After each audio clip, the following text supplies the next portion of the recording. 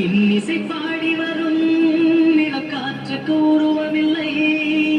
காற்றலை இல்லை என்றால் ஒரு பாட்டொலி கேட்பதில்லை.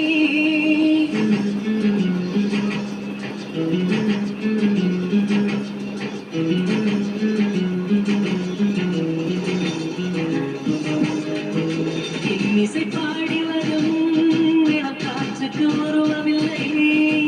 காற்றலை இல்லை என்றால் ஒரு பாட்டொலி கேட்பதில்லை.